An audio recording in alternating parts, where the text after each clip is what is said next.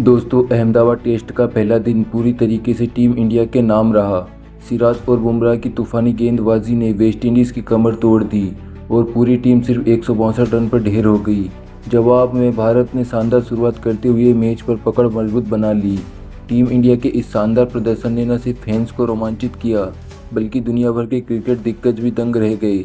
शोएब अख्तर से लेकर Chris Gayle, Ricky Ponting, Kevin Pietersen तक सभी ने भारतीय टीम को लेकर चौंकाने वाले बयान दिए हैं।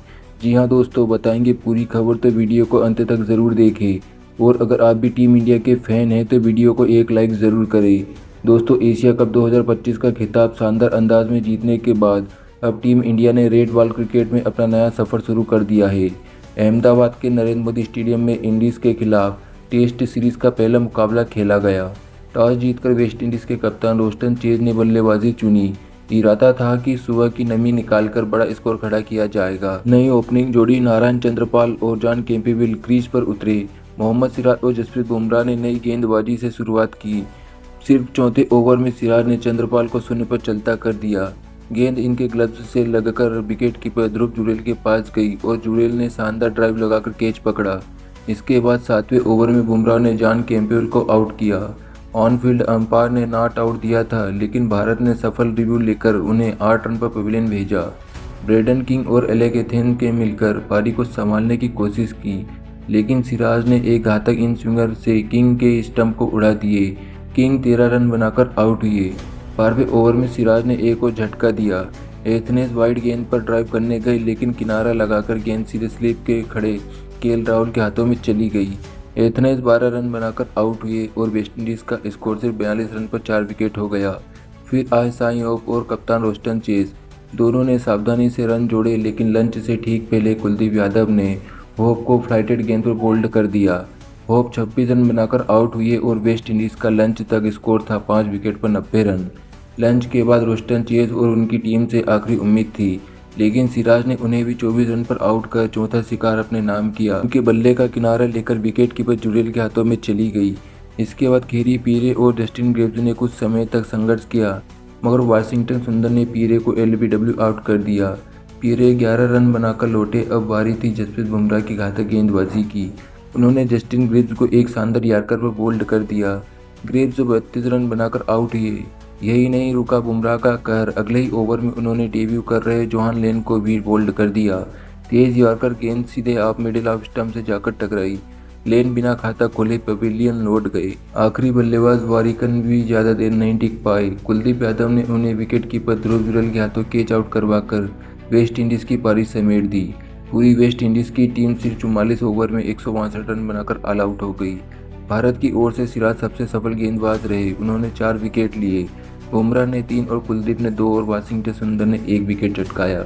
अब बल्लेबाजी करने उतरी टीम इंडिया। यशस्वी जायसवाल और केएल राहुल की ओपनिंग जोड़ी। दोनों ने सावधानी से शुरुआत की और स्कोरबोर्ड को आगे बढ़ाया। 22 रन पर भारत बिना नुकसान के खेल रहा था, तभी बारिश ने खेल रोक दिया। लगभग 22 मिनट तक खेल रुकने के बाद मैच दोबारा शुरू हुआ।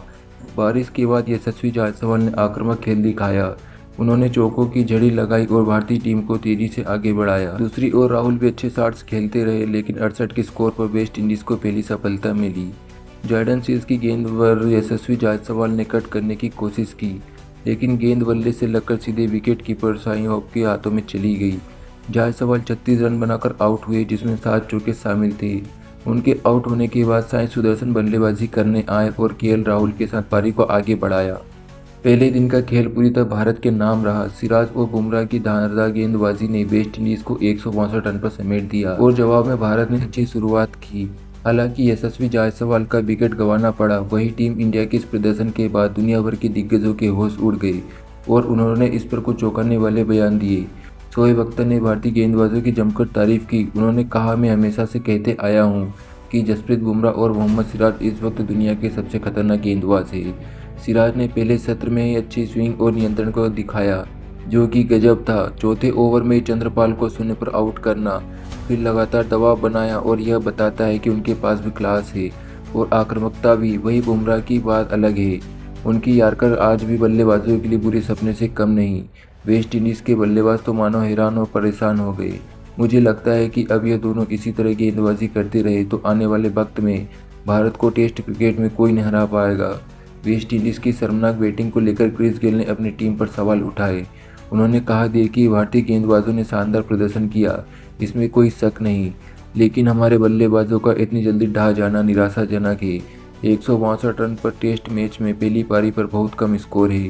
रोस्टन चेस और साई होप ने थोड़ी कोशिश की, लेकिन बाकी बल्लेबाज अब बिल्कुल भी नहीं टिक पाए।